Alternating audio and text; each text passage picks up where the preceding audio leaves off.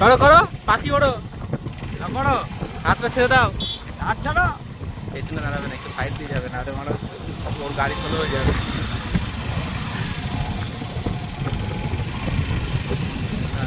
বাহ, এখন উঠে পড়ো উপরে, গাড়ির ওপর উঠে পড়ো পা দিয়ে। বড়